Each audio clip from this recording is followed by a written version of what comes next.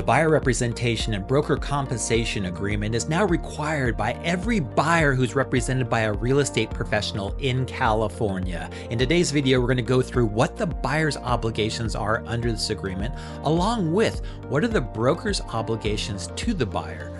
Hey guys, KP here. Today's video is going to be jam-packed with the 13 pages of what are required now in California to buy any piece of real estate utilizing a real estate professional. Not only that, I'm going to go through the 3 additional pages that are also a part of the agreement, and most importantly of all, who pays for what and how do they get paid. As a special bonus at the end of the video, I'm going to show you how to structure everything in your real estate transactions so that your buyer's agent is taken care of. Also too, how to get some additional things paid for, like do you want some new flooring, possibly some new kitchen appliances, what about some landscaping? I'll show you how to roll that into your real estate transaction as well. If you're new to the channel, make sure to tap that like button and make it blue. Also to subscribe and hit that bell notification. I'm going to navigate through the entire California Association of Realtors forms. The BRBC is a total of 5 pages, with everything else associated with this agreement either being disclosures or addendums. The first paragraph identifies the right to represent and has the buyer's names along with the broker who will receive any compensation from the purchase. Paragraph 2 is the heart and soul of the agreement and contains the majority of the terms, such as the timeline for representation, which cannot exceed 3 months, and the exclusivity of the agreement. Most brokerages prefer that you have an exclusive agreement, and if this is the case, you will also need to initial paragraph 15 at the end of this agreement. Discuss with your agent the benefits of exclusive versus non-exclusive representation.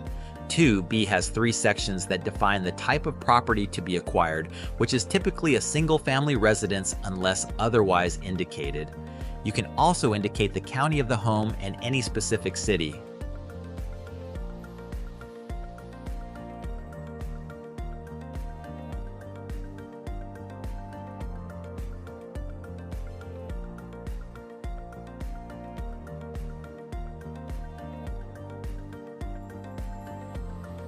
To see if you would like to further identify a particular type of home using the additional buyer identification of preferences and priorities form. Paragraph 2D allows the buyer to identify any properties that should be excluded from the agreement.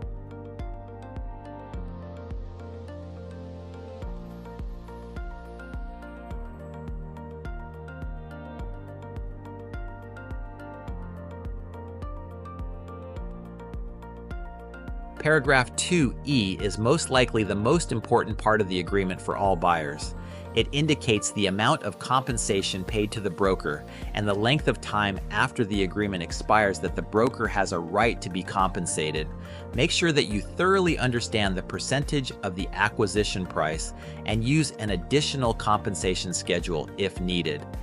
2E2 does state that the broker can receive this compensation from the seller or others, so you as the buyer are not obligated to pay the entire amount or anything for that matter if the seller or another party pays the broker compensation. F indicates the notice that needs to be given for the agreement to be canceled. If this is an exclusive agreement, it will be canceled after 30 days. If the buyer's financials are required, paragraph 2G can be used to state if any additional forms are required. 2G2 has additional financial considerations to determine if the buyer does not have sufficient funds to pay the broker. There are also some types of financing that do not allow the buyer to pay compensation to a broker, and if those types of financing are being used, they can be identified.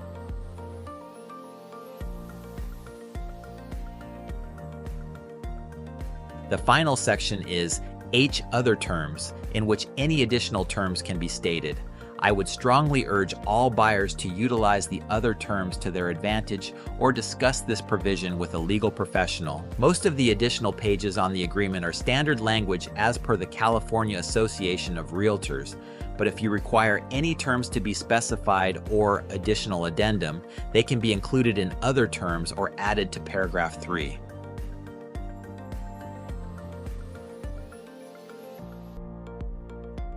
Paragraph 4 is the compensation to broker and states specifically how all compensation will be paid. Make sure that you fully understand Paragraph 4 or consult with an attorney. We do have an attorney on retainer if you have any legal questions. Most payments are completed through escrow and are dispersed at the conclusion of the transaction. One common misunderstanding for buyers is that it will somehow cost more to purchase the property when using a broker for representation. But on most transactions, this is not the case. Sellers ultimately decide what price and terms to accept, and having expert representation is to the buyer's benefit. I'll let you review these standard provisions, and if you have any questions, please put them in the comments below. There is also some standard language in the agreement that I'll explain completely so that you can be informed on which paragraphs are most critical to you. On to paragraph 6, which is the disclosure regarding agency relationships. This disclosure is crucial to anyone who will be representing you. It basically states that an agent can represent either the buyer, seller, or be a dual agent who is representing both buyer and seller. The agent has a fiduciary responsibility to provide the buyer with the utmost care, and everything is discussed on this 2-page disclosure, although page 2 is the civil code, and you can read the code if you'd like or discuss everything with an attorney.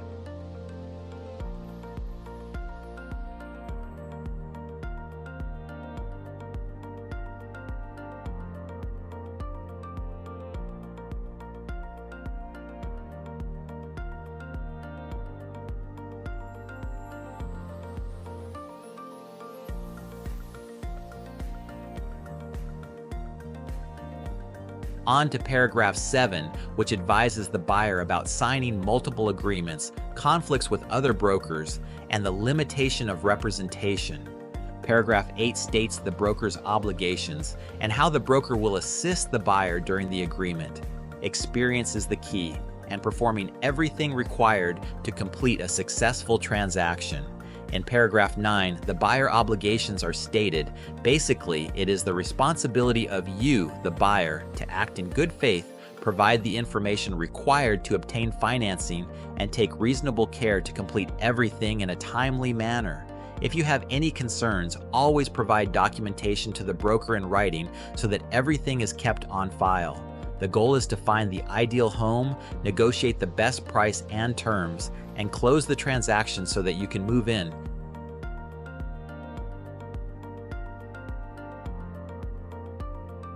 If there are any unforeseen circumstances, almost all agreements in California have an attorney's fees clause and a provision for mediation, which is typically the least expensive option for resolving disputes.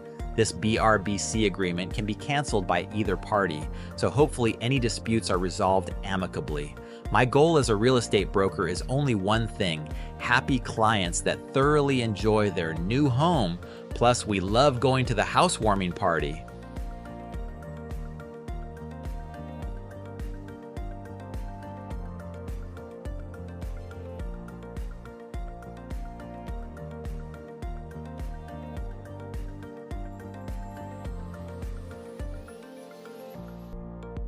If you chose to be represented exclusively by the broker, then paragraph 15 will need to be initialed. Again, make sure that you completely understand the benefits and drawbacks, along with the compensation and cancellation clauses. Paragraph 16 is the confirmation of compensation and is filled in directly from the clause in paragraph 2E. If you would like to revise the compensation, make sure that the correct amount is revised in paragraph 2, and then that exact amount will be displayed in paragraph 16.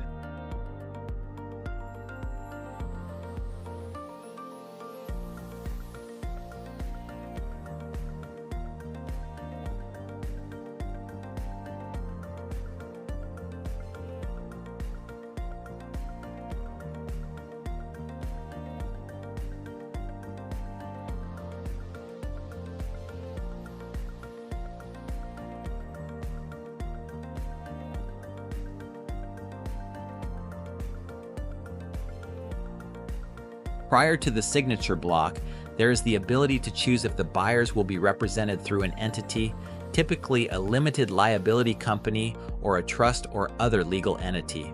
If this is the case, make sure that the entity buyers clause is checked and fill in the appropriate sections.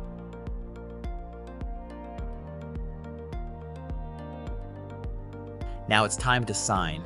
The buyers and brokers sign the agreement on the bottom of page 5. We will also discuss the other addendums and disclosures that comprise a fully complete buyer's representation and broker compensation agreement.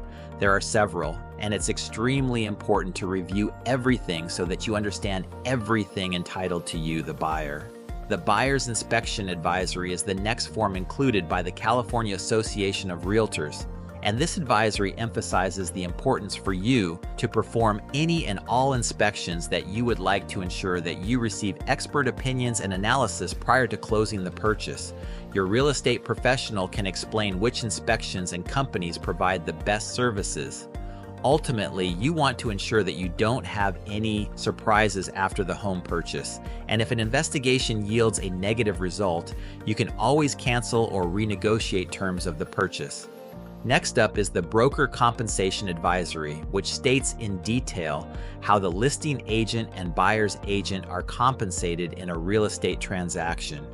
You may be surprised to find out that the listing agent may receive a bonus compensation if the buyer is unrepresented, which is just another reason to ensure that you have a professional looking out for your best interest. You will definitely want to familiarize yourself with the advisory, and as you know, all compensation is fully negotiable and must be in writing. Paragraph 3 is the most important part of this advisory and states how the buyer's broker's compensation gets paid, and most importantly, by whom. The majority of all real estate commissions used to be paid by sellers and negotiated during the listing of the property. The seller may still pay real estate compensation for brokers and other entities when selling their property, but it is not required.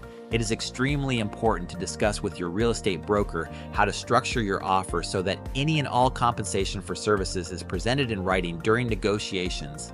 You need to be aware of who is paying closing costs, commissions, and fees associated with the transaction. These costs are typically paid in one of two ways, either by the seller from the proceeds of the sale of the property or from the buyer through closing costs that are required to be deposited to escrow prior to the purchase of the property. An experienced real estate broker can save you thousands or hundreds of thousands of dollars in closing costs by structuring the purchase agreement so that the seller pays for most or all of your closing costs. Not only can your closing costs be paid for, but improvements to the property and financing may also be included. On to the disclosure and consent that it's possible for the broker to represent more than one buyer or seller. The agent representing you is typically working with several potential buyers and sellers.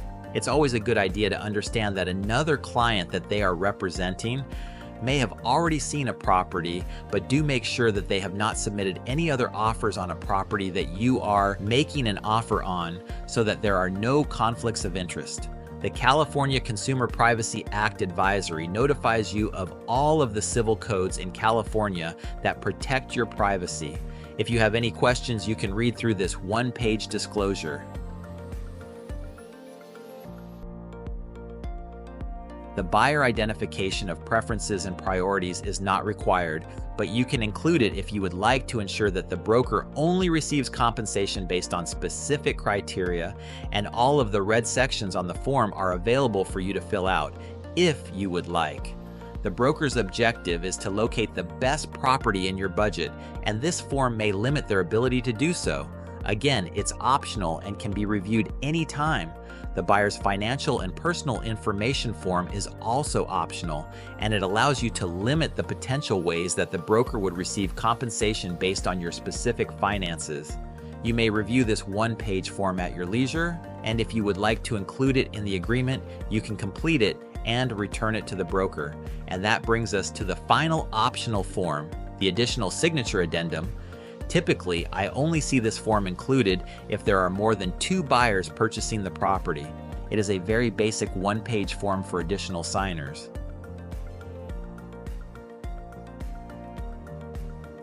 Whew! Whew, that was a long one. If you haven't already, make sure to tap that like button. Also to subscribe to the channel, hit that bell notification so that you get notified whenever I release new videos. Now, how do we get that buyer's compensation paid for so that you don't pay your broker anything for finding you that perfect home? Here, when I'm ever negotiating a purchase agreement for a buyer that I represent, I'm structuring everything into the purchase agreement so that all the commissions, all the fees, all the closing costs, even improvements to the property can get paid for by the seller. This is something that we always do. It's something that I've done as an investor for a really long time when it comes to real estate, and I always provide this for my clients as well. There's no harm in asking that the seller pay for everything. All they can say is no, right? Or they can submit a counter offer. Either way, you're going to know exactly where you stand. If for some reason you just get your offer rejected flat out, you can always submit a new one. But we ask and we get this 99% of the time. I would say that this is something that you should always talk to your real estate professional about prior to entering into a buyer's representation agreement. Also too, when you're structuring that purchase agreement as well. Go with somebody that you know, that you trust, that's been doing this for years and years and years and has that expertise. If there's anything that you need real estate related, always feel free to schedule a quick 15-minute private consultation with me or any of the team members here. I look forward to seeing you on the next video, and thanks for watching.